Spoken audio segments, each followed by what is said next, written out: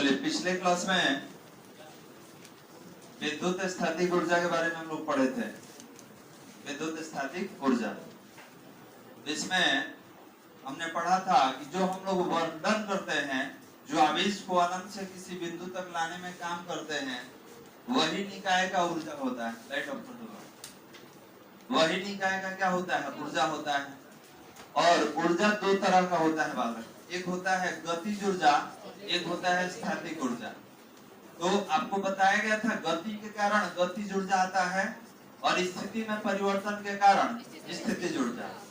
तो गतिज ऊर्जा का मान हाफ mv² होता है, जबकि स्थितिज ऊर्जा का मान पिंड के स्थिति के कारण परिवर्तित होता है और अलग अलग स्थितियों में अलग अलग होता है।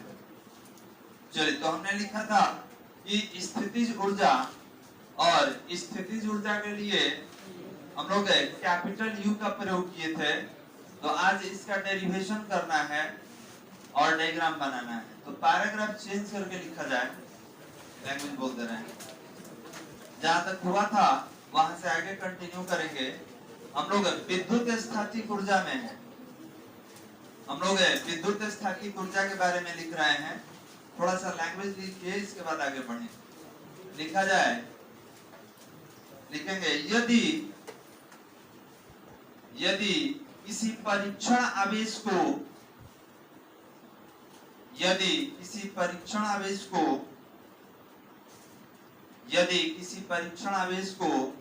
विद्युत क्षेत्र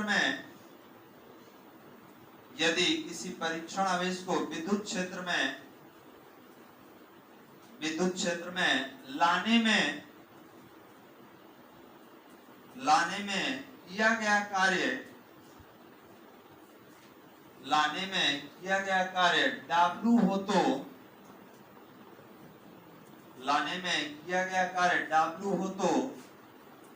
हम लिख सकते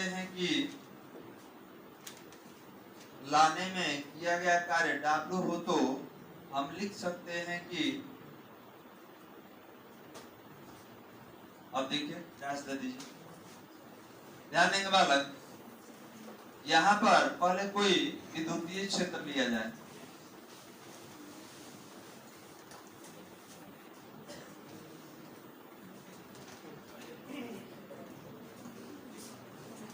कोई विद्युतीय क्षेत्र ले लिए। अब आपसे कहा गया कि विद्युतीय क्षेत्र का दिशा बताइए, तो आप कहेंगे बाहर की ओर है। लिखना नहीं है, समझाने के लिए डायग्राम कुछ और हम लोग बनाएंगे। विद्युत क्षेत्र है। अब बताइए कि ये क्षेत्र हो गया और आप जब आवेश ला रहे हैं, परीक्षण आवेश, तो अनंत से किसी बिंदु तक ला रहे हैं। तो ये बताइए इसके विरोध में ना काम कर रहे हैं बालक। आपका जो विस्थापन का दिशा है इसके विपरीत है। तो अगर थीटा का मान पूछा जाए कि थीटा का मान कितना लेंगे, तो कितना होगा? 180 डिग्री। क्यों? क्योंकि विस्थापन, विद्युत क्षेत्र का दिशा इधर है और विस्थापन का दिशा इधर है। तो बिना बल का तो विस्थापन होता नहीं है। यहाँ पर कोण कितना हो जाएगा? 180 डिग्री। कोई दिक्कत समझने में? तो याद रखेंगे, जब यहाँ पर कोण वगैरह लेना होगा, थीटा पूछा जाएगा कि क्षेत्र और बल के बीच कोण बताइए, तो आप बोलेंगे 180 डिग्री का मान होगा। पैराग्राफ चेंज करके लिखा जाए, यदि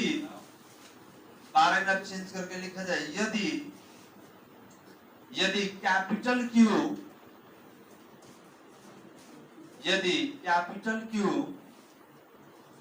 विद्युत आवेश हो तो, यदि कैपिटल Q विद्युत आवेश हो तो इसके कारण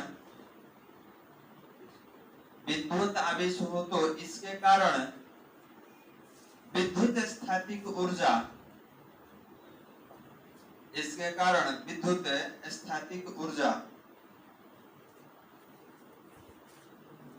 अब देखिए विद्युत स्थैतिक ऊर्जा, एक डायग्राम बना रहे हैं। यहाँ पर प्लस कैपिटल Q ले लिए, तो याद रखेंगे ये स्रोत आवेश है और स्रोत आवेश है, परंतु ये विद्युत आवेश है। क्योंकि कूलम्ब का नियम किसके लिए काम करता है? बिंदुवत आवेश के लिए। तो याद रखेंगे ये बिंदुवत स्रोत आवेश है। अब यहां से ध्यान देंगे, r दूरी पर एक बिंदु A ले लिया गया है। अब यहाँ के लिए अगर पूछा जाए कि बताइए किसी भी जगह का अगर ऊर्जा हम बात करें तो किसी भी जगह के लिए ऊर्जा कितना होगा? U, कैपिटल U, क्योंकि आपने स्थिति में परिवर्तन किया है। और इससे अनंत दूरी पर एक पॉइंट और ले रहे हैं जिसका नाम है B, और यहाँ पर जो स्थिति ऊर्जा होगा इसका नाम क्या लेंगे? UV। आपको कहा गया यहाँ पर कोई आवेश है, परीक्षण आवेश, ठीक है, इसको आप उठा के यहाँ से क्षेत्र में ला दीजिए। यहाँ से यहाँ तक लाने में जो काम करना पड़ेगा, बिंदु B से A तक लाने में जो काम करना पड़ेगा, यही कार्य इस जगह का क्या कहलाता है? विभव। आपको बताया गया था विभव एक प्रकार का कार्य है। और याद रखेंगे जितना यहाँ से यहाँ तक लाने में काम करेंगे वही इस जगह का स्थैतिक ऊर्जा होगा। शायद आपको हमने बताया था कि अगर मान लिया जाए इस आवेश को यहाँ से यहाँ तक लाने में हमको 10 जूल का काम करना पड़ेगा, इसका मतलब आवेश जब यहाँ बैठेगा तो बैठते बैठते उसको कितना जूल का ऊर्जा प्राप्त हो जाएगा? 10 जूल। अब जब काम करेगा तो आपको विरोध में काम करेगा और कितना बल से काम करेगा?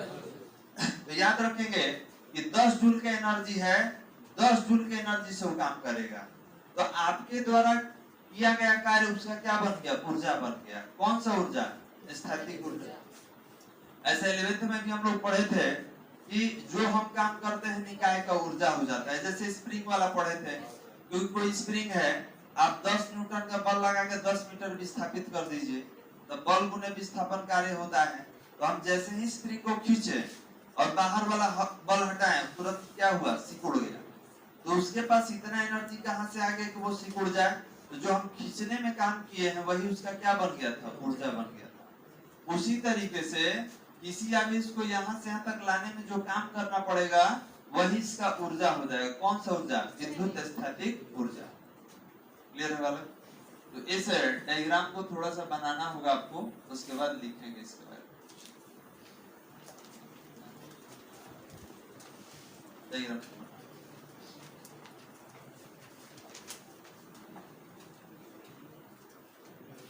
इसमें 2 पॉइंट लिया गया है, पॉइंट ए और पॉइंट बी। अब कहां से कहां लेके आएंगे? तो बी से ए तक लेके आएंगे।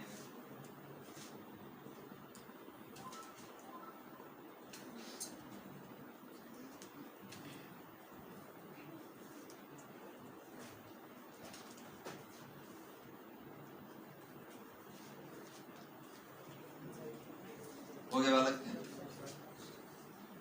अब देखिए यहाँ पर विद्युत क्षेत्र का दिशा कहाँ है? बाहर की ओर। डायग्राम में देख सकते हैं बाहर की ओर। और विस्थापन कहाँ है? उल्टा। आप बल लगाएंगे इधर, तो अगर बल पूछा जाए तो देखिए E बराबर क्या होता है? F बटा Q। तो F बराबर कितना होगा? QE। तो अगर आपसे पूछा जाए यहाँ आवेश पर बल लगा है इधर ले जाने के लिए, तो कितना बल लगा है? F बराबर QE का बल लगा है। मतलब F को हटाना होगा तो हम QE का प्रयोग करेंगे। डायग्राम बन गया है बालक? डायग्राम पर वो एरो दिखा दीजिएगा, E वाला। E के ऊपर जो एरो है दिखा देंगे ताकि मालूम चलेगा डायरेक्शन बाहर की ओर है। और यहाँ पर एक बल लगा है और बल का दिशा कहाँ है? तो विपरीत है, इधर बल काम कर रहा है। कितना बल काम करेगा? F बराबर QE। और किस दिशा में? विपरीत दिशा। अब यहाँ से थोड़ा सा लिखने का काम करेंगे। हाँ, इसको मेंशन कर लीजिए। कोई पूछेगा कि आप B से A तक ले जा रहे हैं, कितना बल लगा के ले जा रहे हैं? तो F बराबर QE बल लगा कर ले जा रहे हैं। लैंग्वेज थोड़ा सा लिखना होगा। बोला जाए लिखेंगे आवेश को B बिंदु से A बिंदु तक ले जाने में, आवेश को B बिंदु से ए बिंदु तक ले जाने में संपादित कार्य आवेश को बी बिंदु से ए बिंदु तक ले जाने में संपादित कार्य और डैश दे दीजिए। तो ध्यान देंगे बालक, यहाँ पर बी से ए तक लेके आना है, तो आपसे काम पूछा जा रहा है। तो याद रखेंगे कार्य बराबर बल गुने विस्थापन होता है, कार्य बराबर बल गुने विस्थापन। तो आपने बोला कि विस्थापन इधर हो रहा है, और ध्यान दीजिए यहाँ पर dr विस्थापन है। ध्यान देंगे आपको कहां तक लेके आना है, r दूरी पर। इसको यहाँ जो आवेश है इसको कहां तक लाना है, r दूरी तक। तो हमारा नियम कहता है कि पहले हम छोटा सा विस्थापन करेंगे। तो अगर हमको r दूरी तक लाना है तो छोटा विस्थापन कितना कर लिया जाए, dr। और फिर आप कहिएगा कि b से a तक लेके आएंगे तो b से a तक का समाकलन कर देंगे, क्योंकि छोटा दूरी को बताने के लिए d का प्रयोग किया जाता है। तो यहाँ पर हम क्या करेंगे, b से a तक लेके आना है तो पहले छोटा काम करेंगे। तो W बराबर क्या होता है, बल गुने विस्थापन। ठीक है, तो विस्थापन में d लगा दिए, छोटा हो गया, तो कार्य भी क्या हो जाएगा, छोटा। और याद रखेंगे कि कार्य जो होता है, कार्य जो होगा बल और विस्थापन का अदिश गुणनफल है। तो यहाँ पे डॉट दे देते हैं। अब ये टूटेगा तो किसमें, F D R cos 180 degree. तो डी डब्ल्यू बराबर ये कितना हो जाएगा, F into D are cos 180 का वैल्यू -1। तो डी डब्ल्यू बराबर कितना रहा, -f इंटू डी आर। समीकरण नंबर 1। अभी छोटा विस्थापन हो गया, क्योंकि कभी भी टोटल काम करने से पहले इकाई के बारे में निकालना होता है। तो यहाँ से अगर ए से बी तक ले जाना है अनंत से आर दूरी पर, तो पहले इसको डीआर चला के देखेंगे कितना काम करना पड़ रहा है। जब डीआर दूरी चलाने में काम निकाल लिए तब टोटल निकालेंगे। अब टोटल के लिए समझा जाए, टोटल के लिए समझेंगे। यहाँ पे अतः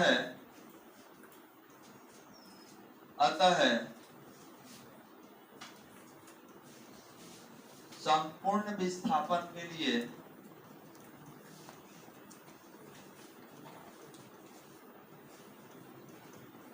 कार्य। तो बताइए विस्थापन कहां से कहां हुआ है, तो बी से ए तक, बी से ए तक।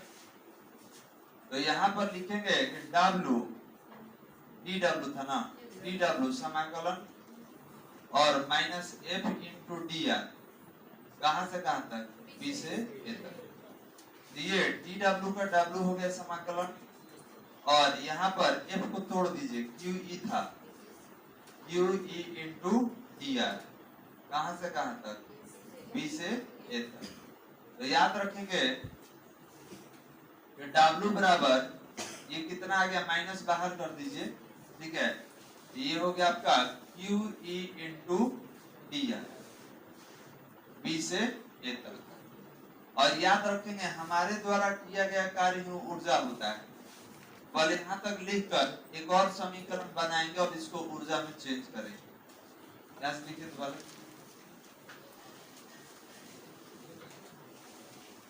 यहाँ से लिखेंगे समीकरण 1 तक।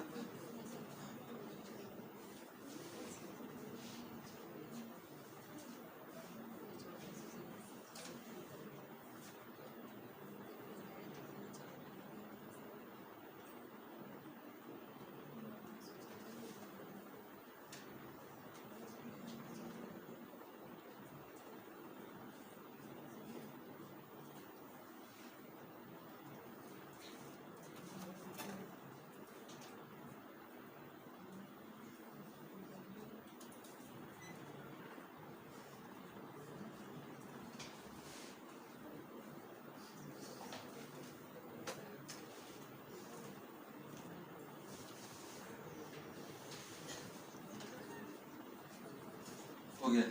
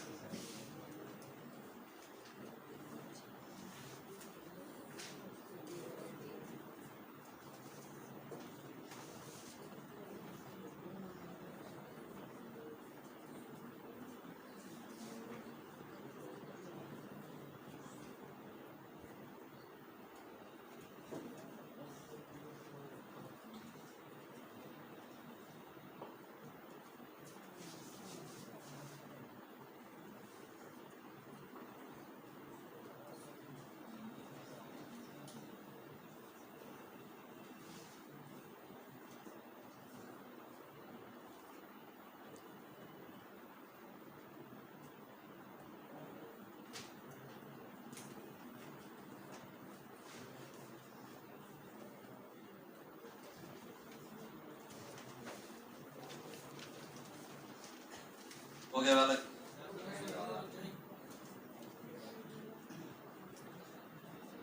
एक लाइन लिखना होगा, इसके बाद एक और समीकरण बनेगा।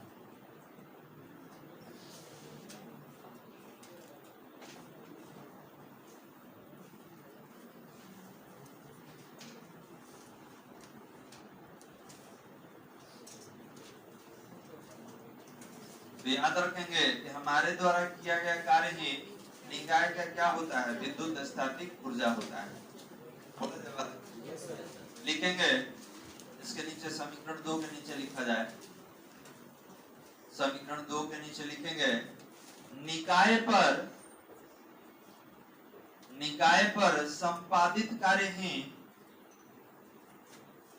निकाय पर संपादित कार्य ही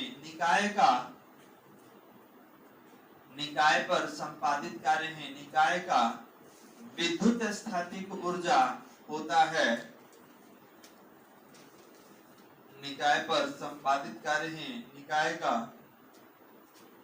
विद्युत स्थैतिक ऊर्जा होता है। विद्युत स्थैतिक ऊर्जा होता है। हो गया वाला?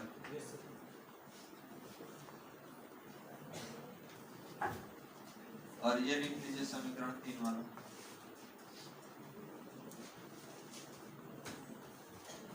अब यहाँ पर B क्या है?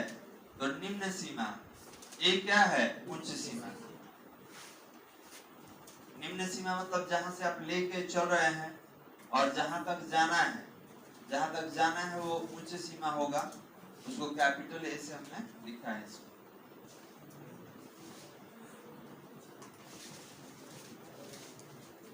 हो गया। अब कह देगा कि अनंत से R तक लाना है, तो यहाँ अनंत रखेंगे, यहाँ R रखेंगे। कह देगा कि 1 से 2 पॉइंट तक लेना है, तो 1 यहाँ रखेंगे, 2 यहाँ रखेंगे। इसको निम्न सीमा कहा जाता है, इसको उच्च सीमा। लिखेंगे समीकरण 3 विद्युत स्थैतिक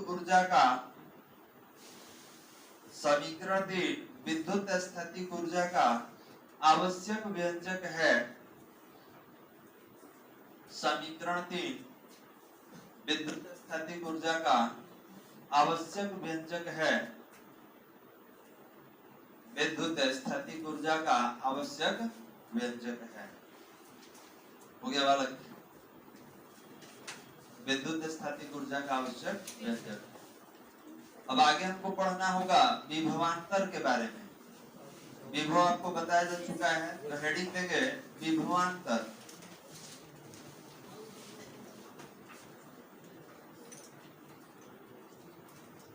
हेडिंग दिया जाए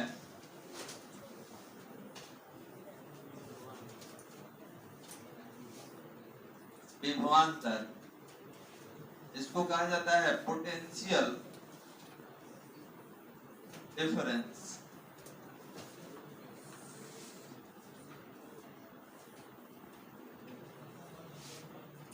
पोटेंशियल डिफरेंस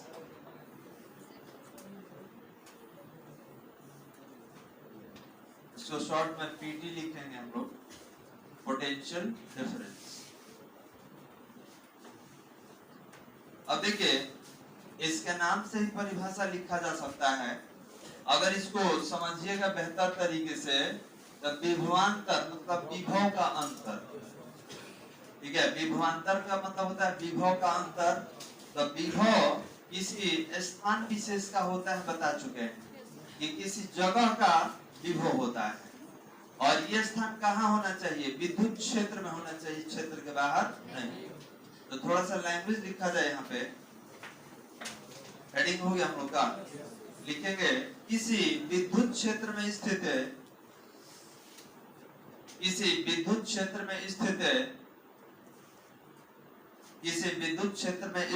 दो बिंदुओं के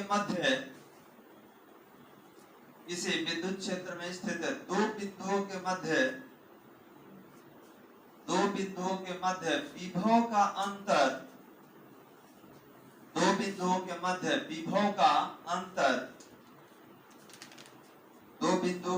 विभव का अंतर विभवांतर कहलाता है। दो बिंदुओं के मध्य विभव का अंतर विभवांतर कहलाता है। विभवांतर कहलाता है। इसे डेल्टा V द्वारा सूचित किया जाता है। इसे डेल्टा V द्वारा सूचित किया जाता है। इसे डेल्टा V द्वारा सूचित किया जाता है। तो याद रखेंगे बालक, केवल डेल्टा V से नहीं, अगर कोई लिख दिया dV, इसका मतलब है विभवांतर होता है। समझिए, dV लिखिए या डेल्टा V लिखिए, दोनों एक ही है। कैसे आप बोले कि हम 1 से 2 पर जा रहे हैं या A से B पर जा रहे हैं, तो याद रखेंगे कि विभवांतर विभव का अंतर होता है। और ये कितना होगा? ये होता है उच्च विभव माइनस निम्न विभव। उच्च विभव माइनस निम्न विभव। चलिए पैराग्राफ चेंज करके लिखा जाए। पैराग्राफ चेंज करके लिखा है, विभवांतर एक अदिश राशि है।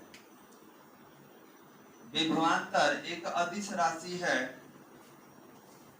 एक अदिश राशि है। इसका एसआई मात्रक अदिश राशि है। इसका एसआई मात्रक एवं विमीय सूत्र है। इसका एसआई मात्रक एवं विमीय सूत्र है। इसका एसआई मात्रक एवं विमीय सूत्र क्रमशः है। क्रमशः वोल्ट तथा mL² T inverse 3 A inverse 1 क्रमशः mL² T inverse 3 A inverse 1 होता है। क्रमशः mL² T inverse 3 A inverse 1 होता है। तो बताइए, विभव का अंतर विभवांतर, ये भी तो विभव ही होगा। तो याद रखेंगे कि जो विभव का एसआई मात्रक विमीय सूत्र होगा, वही विभवांतर का एसआई मात्रक और विमीय सूत्र होगा। ये अलग नहीं होता है। अब कोई कहेगा मीटर में से मीटर घटाएंगे तो रिजल्ट तो मीटर ही आना है। क्लियर है? तो उसी तरीके से विभवांतर विभव का अंतर है। तो विभव में से अगर विभव को सब्ट्रैक्ट किया जाए, माइनस किया जाए, तो रिजल्ट भी क्या आएगा? विभव आएगा। तो भले ही आप विभवांतर कहें, लेकिन याद रखेंगे कि ये भी एक तरह का विभव ही होता है। अब एक डायग्राम है, डायग्राम के माध्यम से फॉर्मूला वगैरह हम लोग निकालेंगे। चलिए देखा जाए बात।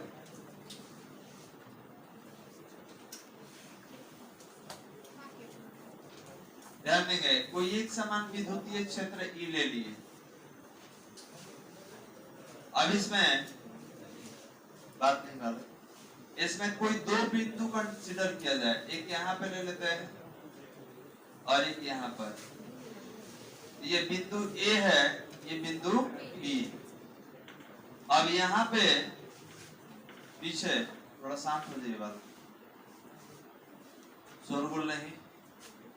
और क्लास में ससमय आए और ससमय जाए।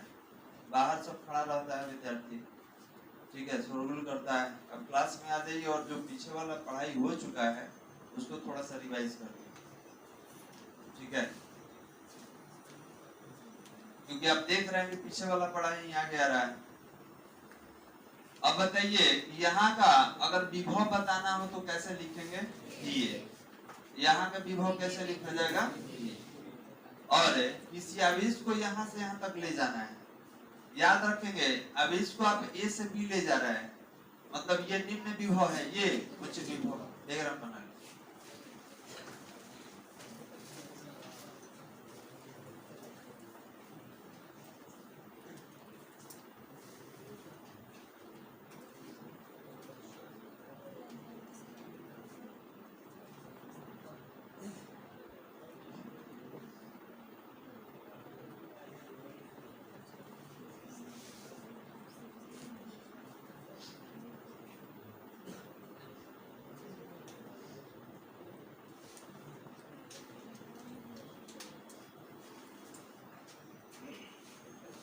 हो गया डायग्राम लिखा था।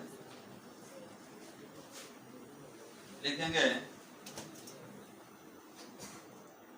किसी एक समान विद्युत क्षेत्र ई में किसी एक समान विद्युत क्षेत्र ई में परीक्षण आवेश किसी एक समान विद्युत क्षेत्र ई में परीक्षण आवेश Q0 को बिंदु A से परीक्षण आवेश Q0 को बिंदु A से बिंदु B तक परीक्षण आवेश Q0 को बिंदु A से बिंदु B तक ले जाने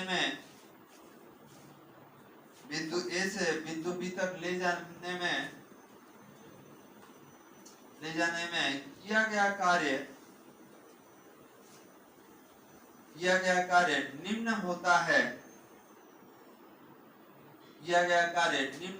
है और डैश दे दीजिए। अब यहाँ पर हमको कहां से कहां लाना है बालक? A से B तक लाना है। तो कार्य बराबर क्या होगा? बल गुणे विस्थापन। ध्यान देंगे, बल गुणे विस्थापन। और कहां से कहां लाना है? तो A से B तक। ये बताइए कि जब डॉट हटाएंगे तो F है dr cos थीटा, थीटा की value 180 degree from A to B। Clear है बालक?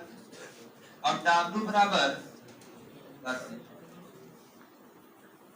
बराबर यहाँ पर F को तोड़ दीजिए तो F बराबर QE पढ़ चुके हैं हम लोग, और dr, और यहाँ पर -1 हो जाएगा, माइनस को आगे कर देंगे फ्रॉम A to B। और ध्यान देंगे यहाँ पर हम इसको Q0 लिखने वाले हैं। रीजन समझिए, विद्युत क्षेत्र का तीव्रता क्या होता है? F/Q0। तो जब F निकालिएगा, जब E निकालिएगा, सॉरी F हटाना है मुझे, जब F निकालेंगे तो ये क्या होगा? Q0 into E। तो यहाँ पर परीक्षण आवेश हम लोग लैंग्वेज में Q0 लिखे हैं तो Q0 ही लिखेंगे।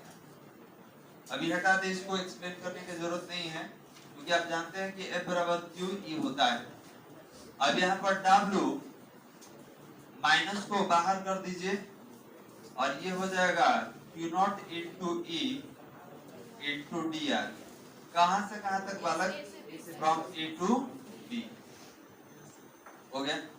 अब यहाँ पर क्या करने वाले हैं समझिए,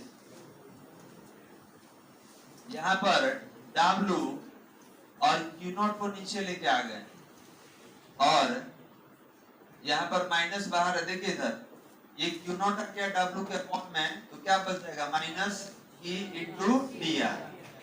अब यहाँ पर हो गया समाकलन E into dr A से लेकर B तक। कार्य बटा आवेश को विभव कहा जाता है। तो याद रखेंगे, अभी हम लोग विभवांतर निकालने वाले हैं, अभी इसको चेंज नहीं करेंगे, कार्य बटा आवेश ही लेके चलेंगे। हमको बताइए विद्युत क्षेत्र का तीव्रता विद्युत आवेश के कारण कितना होता है? तो 1/4πε0 Q/r² होता है बालक। चलिए इनटू dr। अचर का समाकलन निकलेगा, अचर का नहीं। तो W/Q0, इसमें अचर बताइए कौन कौन है? तो बड़ा वाला आवेश कैपिटल Q है, 4πε0 है, अंदर क्या बचेगा? 1/r² into dr। कहां से कहां तक? A से B तक। अब 1/r² का समाकलन हमको बताइए। समाकलन पढ़ाई हुआ है मैथ्स में?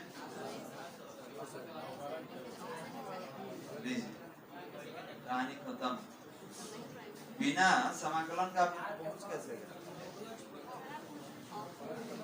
अब यहाँ समाकलन का कंसेप्ट है, चलिए समाकलन पहले सीखिए, लेकिन ये काम रफ पे कीजिएगा। ध्यान देंगे, समाकलन आपको हम बता दे रहे हैं लेकिन ये समाकलन रफ पे करना है, यहाँ पे नहीं करना है।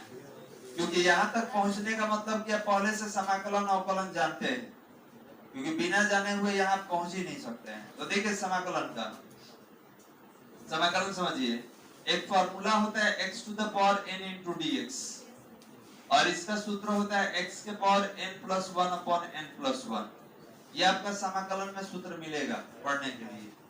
तो यहाँ बताइए कि 1 अपॉन आर स्क्वायर है, देखिए मेरे पास समाकलन 1 अपॉन आर स्क्वायर, तो याद रखेंगे कि 1 अपॉन x इंटू dx का फॉर्मूला होता है log x, लेकिन यहाँ पर तो x नहीं है, यहाँ पर तो आर स्क्वायर है, मतलब x स्क्वायर है, तो इसका सूत्र नहीं होता है, याद रखेंगे।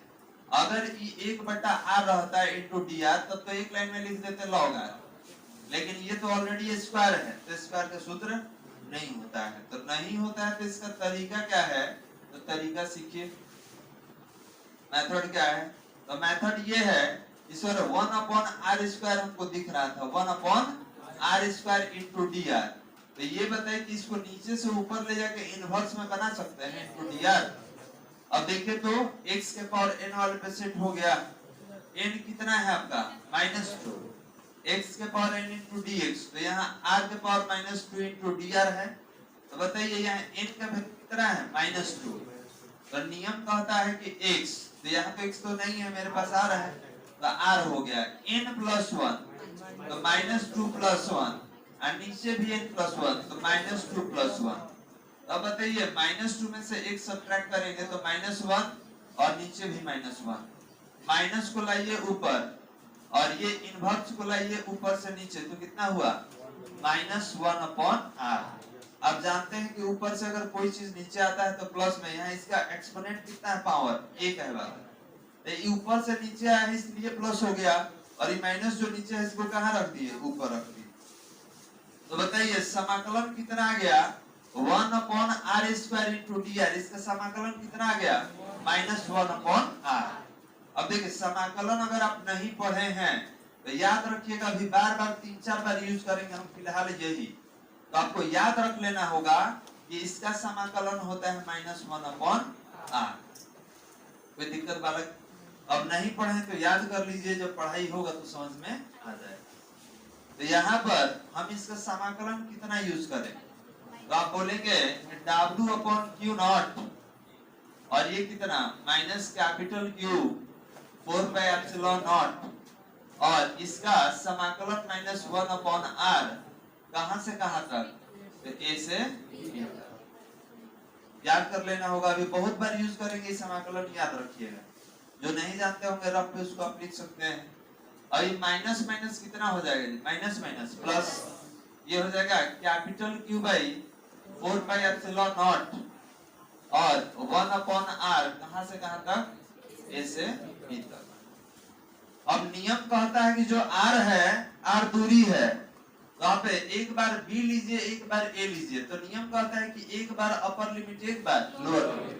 तो यहाँ पर निश्चित समाकलन का एक भाग है, इसको लिखेंगे W अपॉन Q नॉट, और ये हो जाएगा Q अपॉन 4πε0, और ध्यान देंगे एक बार b वाला रखा जाए तो 1 अपॉन RB, RB का मतलब क्या हो गया समझिएगा, कि A से लेके B तक का दूरी, और ये क्या हो जाएगा 1 अपॉन RA, A पॉइंट से दूरी हो जाएगा, तो एक बार अपर लिमिट हो गया माइनस एक बार लोअर लिमिट। ये नियम है किसका, निश्चित समाकलन का। अब इन दोनों को गुना कराइए, W बटा Q नॉट, और ये कितना हो गया, जब इसमें गुना होगा तो ये हो जाएगा 1/4πε0, और Q अपॉन RB, बगल वाले से गुना कीजिए 1/4πε0 और Q अपॉन RA। और आपको बता दे कि विभव पढ़ना है, विभव क्या होता है, तो 1/4πε0 Q अपॉन R होता है, इसी को विभव कहा जाता है, याद रखिएगा। तो मान लीजिए कि कहीं लिखा हुआ है RA, यहाँ पे VA लिख सकते हैं, A बिंदु का विभव, और कहीं पर लिख देगा A हटा के B लिख देगा, यहाँ क्या कर लेंगे B लिख देंगे। तो वही यहाँ पर दिया हुआ है, एक टोटल को हटा के क्या लिखा जाए VB, और इस टोटल को हटा के क्या लिखेंगे VA।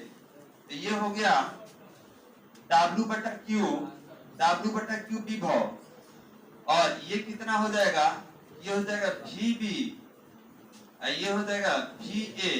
तो विभव में से विभव आप घटा रहे हैं, इसको क्या कहा जाता है, विभवांतर। तो घटाने को डेल्टा से डिनोट किया जा सकता है, या तो आप D यूज कीजिए या तो डेल्टा। तो याद रखेंगे कार्य बटा आवेश विभव कहलाता है, और विभव में से विभव को आप सब्ट्रैक्ट करेंगे, इसी को कहा जाता है विभवांतर। और विभवांतर को कैसे लिखा जाएगा, डेल्टा से। समीकरण नंबर बताइए। तो पीछे कितना था बालक, पीछे 3 था।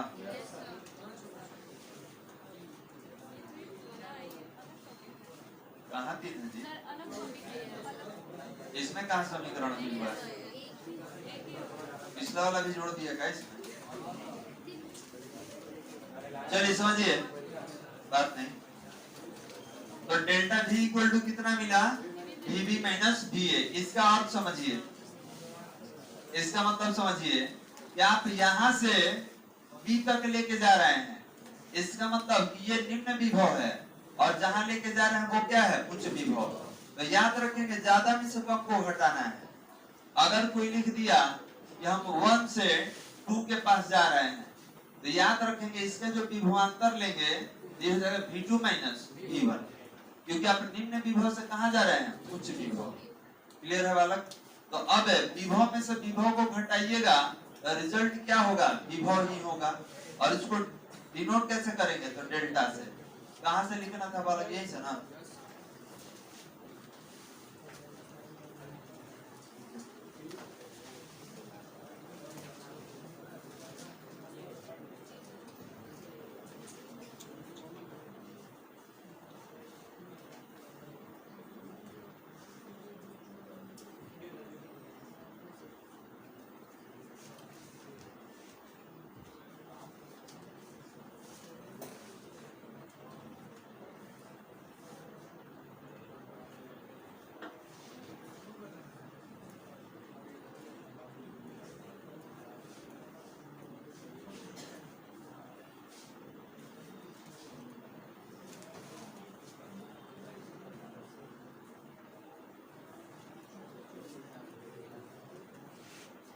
हो गया बालक।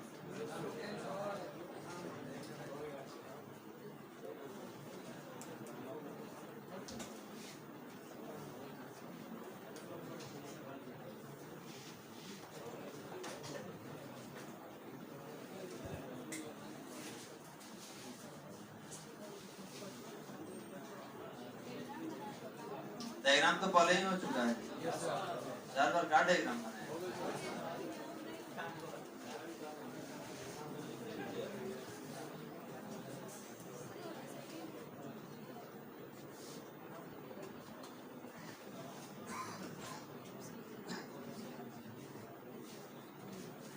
समीकरण 1 तक लिखिए।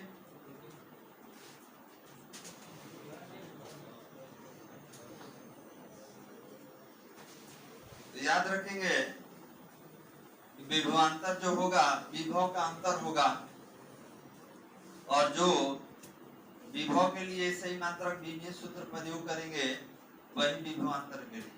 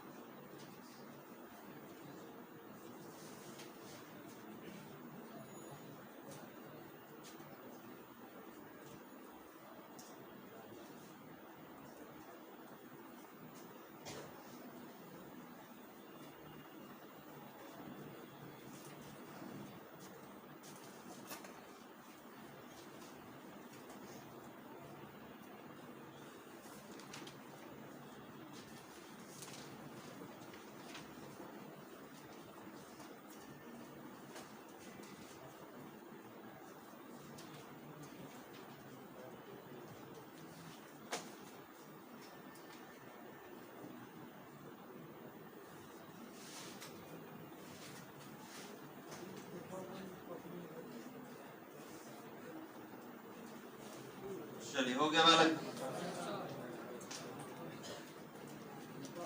एक लाइन लिख के समाप्त कर दिया जाए इसको।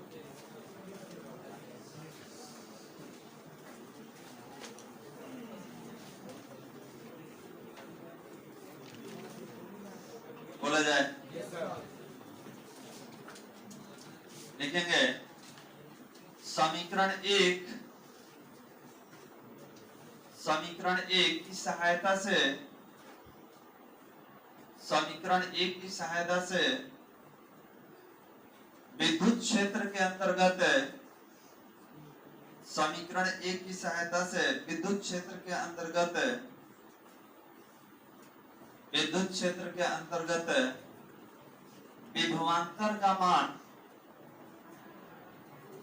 विद्युत क्षेत्र के अंतर्गत विभवांतर का मान ज्ञात किया जा सकता है। विद्युत क्षेत्र के अंतर्गत विभवांतर का मान ज्ञात किया जा सकता है। विद्युत क्षेत्र के अंतर्गत विभवांतर का मान ज्ञात किया जा सकता है।